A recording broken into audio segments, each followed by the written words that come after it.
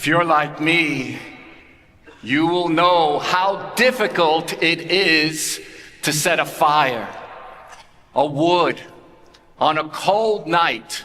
You want this fire to burn, but you know how much the wood resists the fire.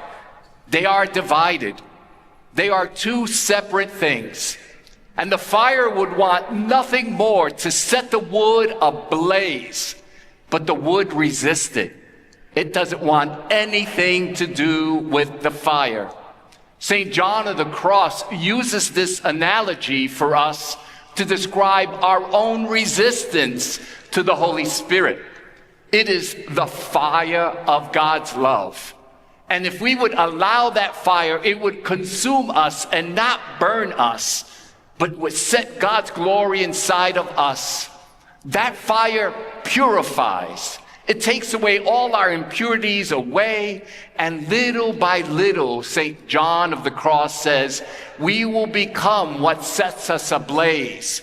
We will become the fire itself.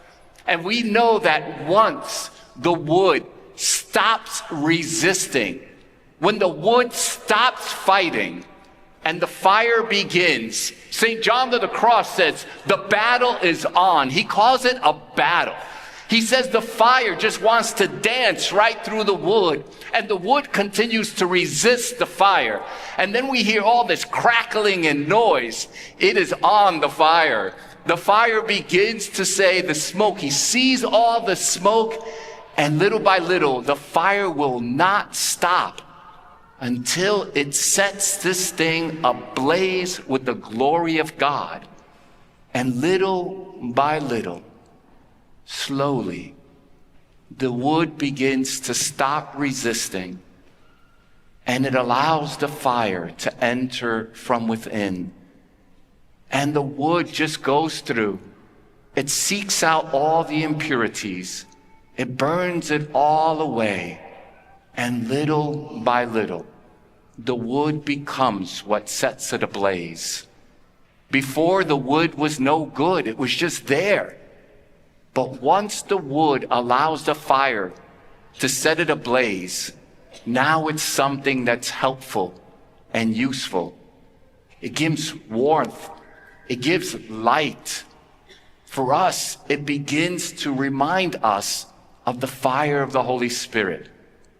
That when we stop resisting God's grace, that we too would allow that fire to set us ablaze, and then we become something that's helpful in this world, something that warms, something that gives light, something that's able to set someone else on fire. But how we resisted and want to keep God's glory away. We are like that wood at times. At times, wood can be like damp. It can be cold. It resists the fire. But St. John of the Cross says, little by little, it can't resist anymore, and the fire begins to warm. It begins to take all that excess stuff, that excess baggage, the anxiety, the fears, all that dampness, it begins to evaporate it. And little by little, the fire is able to enter in and to set it ablaze. St. John of the Cross says, you and I can be like that log. At times we are heavy, we are burdened. And those times, what good is that wood? It doesn't do anything.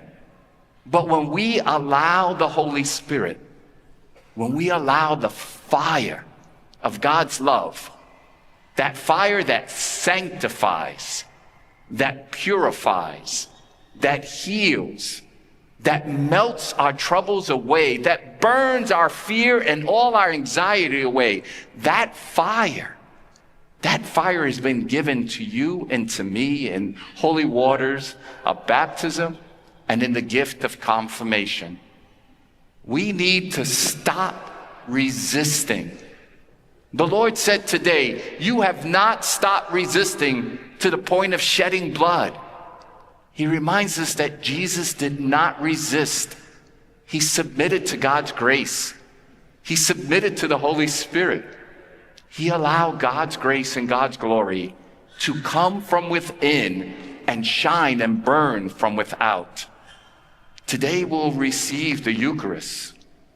It is consumed in the fire's love, in God's glory.